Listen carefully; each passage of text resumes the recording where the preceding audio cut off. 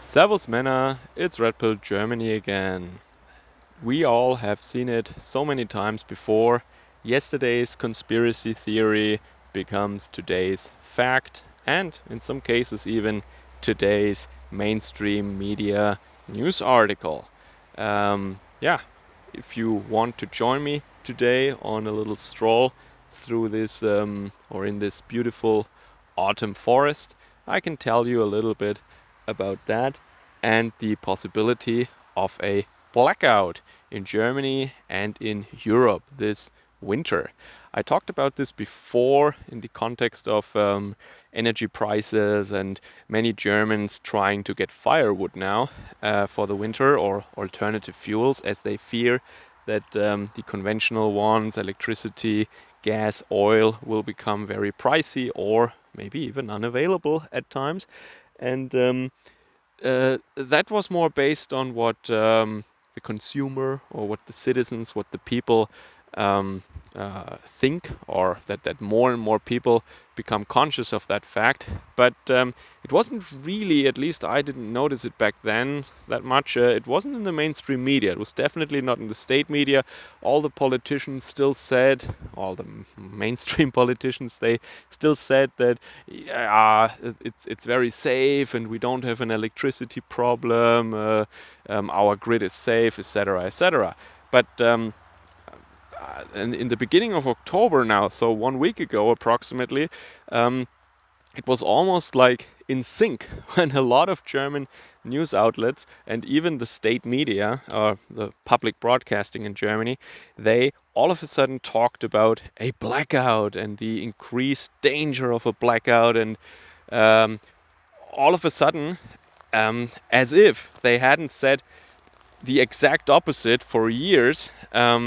They had now these articles where they inform people about what they need to have at home, and don't imagine that it's just that you don't have electricity anymore. No, it goes much further. And then they enumerated all these things that, yeah, me and many other people, of course, talk about because it's just common sense. Yeah, your central heating or your oil heating that you have will not work because the pump and the controller and all that stuff is, of course, electricity power. It needs the grid in order to work. And also no gas at gas stations and etc. Yeah, hospitals will not work anymore. And no money from the ATM, of course. And now they said, oh, you should have at least 500 euros in cash at home, and you will not be able to get your money then in case of a blackout and stuff like that. Yeah. They say you should have a lot of food at home, and you should have a gas stove, like these camping stoves, or like a barbecue grill with a lot of coal so that you can warm up things in case your stove doesn't work anymore. Yeah, they're saying this now in mainstream media articles.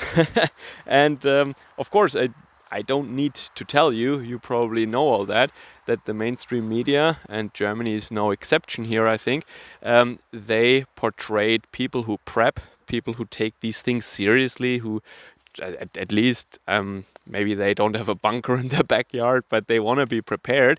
I mean, it's not that unusual. Our ancestors did that every year, so it's not a crazy thing. But this is how they treated it. Whenever there was reference to these possible disasters or things the people prepare for, there was of course a range of characterizations, and on the most favorable end of the scale, they were described as these eccentric old white guys, as if they were some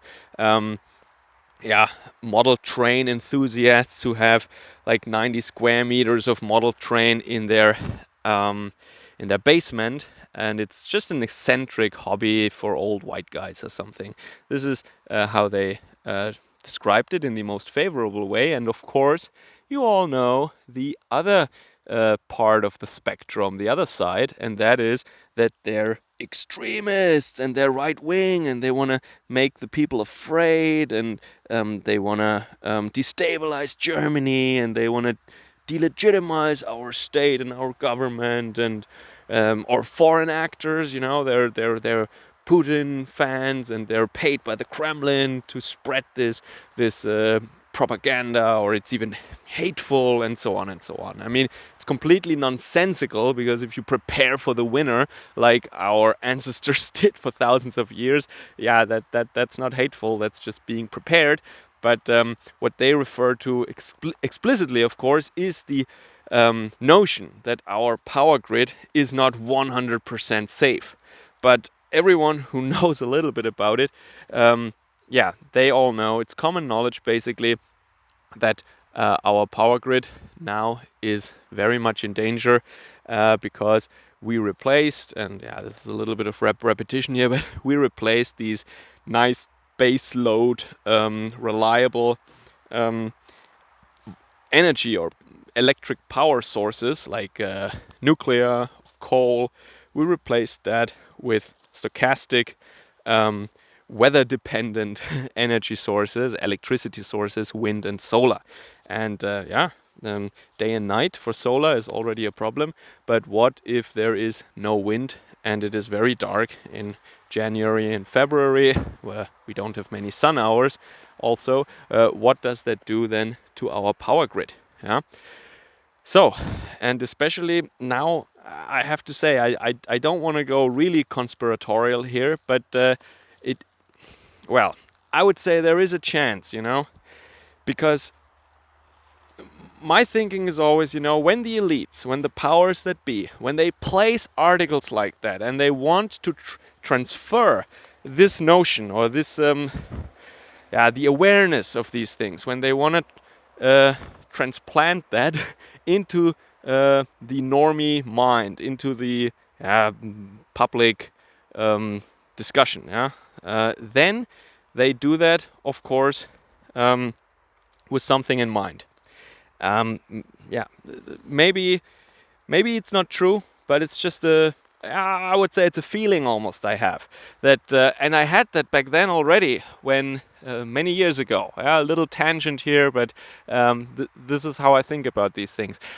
When they had all these TV shows, these TV dramas like The Walking Dead, or it felt like all these shows, they were really popular, where there was some kind of breakdown of civilization scenario. Like, what do you do if there is no police, if there is no electricity, if there is no supermarkets? What do you do? How do you survive? This kind of stuff. And I wondered, like, okay, maybe there is a natural fascination with these scenarios for a or in an overprotected society that buys food in the supermarket, and the power comes from the outlet in the wall, and you don't need to care about anything that much.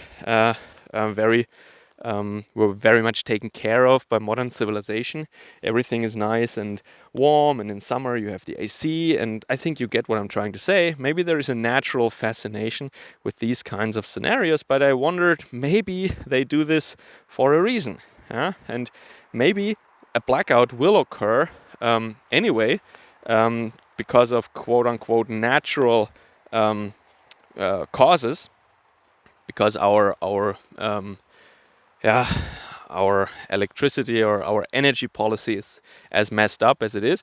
But maybe they don't want to take chances, and they say, if it doesn't happen for natural reasons, then we will just help a little bit. And well, you have read the news also lately. There are many acts of sabotage right now. For example, a couple of days ago, the train system in northern Germany was sabotaged. There were no trains running anymore in large parts of northern Germany, I read. And people also said that when the Nord Stream 2 pipeline was sabotaged, was blown up,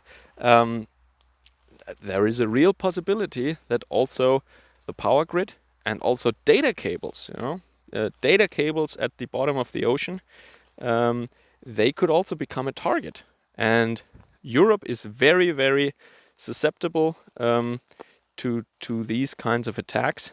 And maybe they just fear it will happen. Maybe they want to prepare for it. They want to prepare the people a little bit, or they have it planned already. And well, this is highly speculative, I get it, but I just wanted to share first this observation I made, that the media all of a sudden did a 180, and they, as if nothing happened, as if they didn't call them crazy people in the past. They now, preppers, I mean, of course, they now talk about these things as if nothing happened. And also the second part, and that is a little more, a lot of speculation on my side right now, I have to admit. And that's why I use the word feeling, because this is really just a gut feeling of mine that maybe something is coming. Because all of a sudden they put all these articles out there and they changed their tune that radically. I I really have the feeling that something is planned for us here. Yeah, that's just my. Well, first of all, as I said, the first thing is a clear observation, and the second one, well, I don't know. Let me know how you think about this. Maybe you live in a different part of the world. Maybe you live in Central Europe or Europe too. Let me know what you think about that. Servus, Kameraden.